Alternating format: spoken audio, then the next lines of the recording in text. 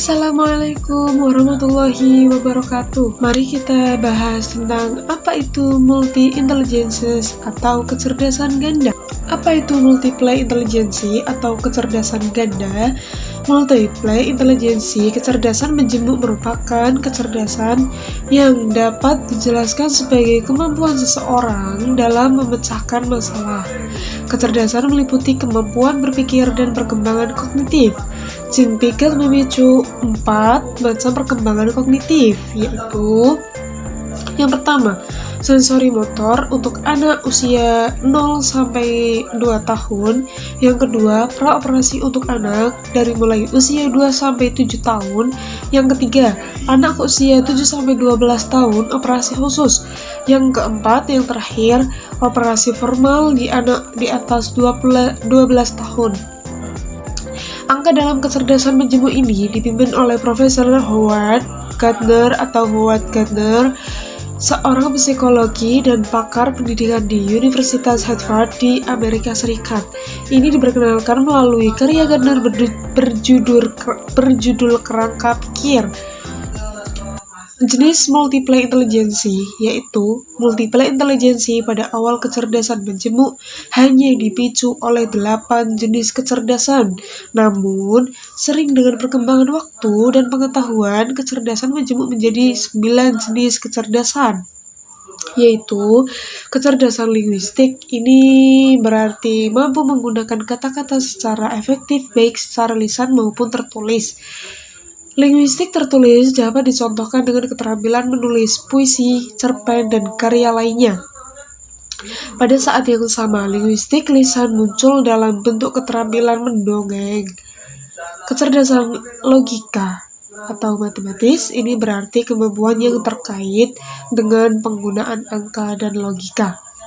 Anak-anak dengan kecerdasan logis dan matematis biasanya mampu mengenali dan mengamati konsep kuantitas, waktu, dan kualitas, dapat mengamati objek dan memahami fungsi dari objek tersebut, serta pandai memecahkan masalah yang memerlukan pemikiran logis. Kecerdasan luar angkasa yakni kemampuan untuk menangkap dunia ruang visual dengan benar dan menggali bentuk dan objek dengan benar. Anak-anak dengan kecerdasan spesial biasanya suka membuat coretan, menggambar, dan lain-lain. Kecerdasan kinestetik tubuh artinya kemampuan mengekspresikan pikiran dan perasaan menggunakan tubuh dan gerak tubuh.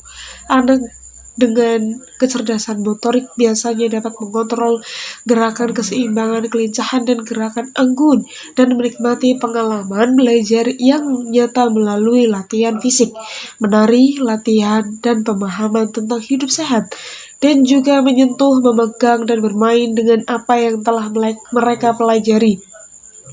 Ketahui siapa yang suka berpartisipasi secara langsung. Kecerdasan musikal yakni kemampuan mengembangkan, mengekspresikan, dan mengapresiasi musik dan bentuk suara. Kepekaan terhadap ritme, melodi, dan intonasi. Serta kemampuan memainkan alat musik. Anak-anak juga dengan kecerdasan musik biasanya menyukai banyak alat musik dan selalu tertarik memainkan alat musik, seperti bernyanyi dan lain-lain. Kecerdasan interpersonal yakni kemampuan memahami dan peka terhadap perasaan orang lain, kuat, termotivasi, berkarakter, dan bertemperamen. Anak dengan keterampilan interpersonal biasanya memahami emosi diri sendiri dengan orang lain, dapat menyampaikan pikiran dan perasaan, dapat bekerja secara mandiri dan mengembangkan konsep diri yang baik. Prinsip multiple intelligence, yaitu multiple intelligence jelas. Setiap orang memiliki kombinasi cerdas yang berbeda. Sekalipun ada 2 kembar identik, tingkat kecerdasan masing-masing tipe mungkin berbeda. Hanya beberapa anak istimewa yang memiliki korban sistem sekolah yang hanya mengukur kecerdasan verbal dan logika matematika. Ini seperti menyuruh gajah, kelinci, buaya, burung, dan monyet untuk memanjat pohon. Mereka yang sukses diberi gelar hebat, sedangkan yang gagal dianggap tidak kompeten. Tentu saja hanya monyet yang tulus ujian. yang lulus ujian. Sebagian lainnya dinilai lemah karena tidak melakukan tes di bidang kompetensinya masing-masing. Teori Garden juga mengajak pendidik dan orang tua untuk lebih memperhatikan anak berdasarkan kekuatan uniknya. Tidak ada lagi anak bodoh karena satu atau dua orang dengan kecerdasan yang lebih lemah mungkin istimewa bagi orang lain. Kisah Michelle Alfianto adalah contohnya. Teori kecerdasan majemuk telah melahirkan banyak tes psikologi, mulai dari pertanyaan sederhana atau seperti tes di majalah hingga pertanyaan mahal. Hal yang perlu diingatkan adalah jangan memikirkan tes psikologi seperti meramal. Tes kecerdasan majemuk hanya memberikan gambaran umum tentang peta kecerdasan seseorang. Kombinasi cerdas yang luar biasa dari berbagai jenis perlu berkonsultasi dengan ahlinya. Misalnya seseorang menonjol dalam bahasanya, komunikasinya, interpersonal, dan kecerdasan interpersonal, tetapi lemah dalam musik, ruang, kinestesia, dan logika matematika. Sekilas anak ini tidak memiliki keistimewaan karena jenis kecerdasan yang biasanya tidak muncul di rapor sekolah. Bahkan individu dengan kombinasi kecerdasan seperti itu sebenarnya bisa sangat sukses di bidang yang tidak dapat dibayangkan oleh sekolah, seperti penjualan atau bisnis.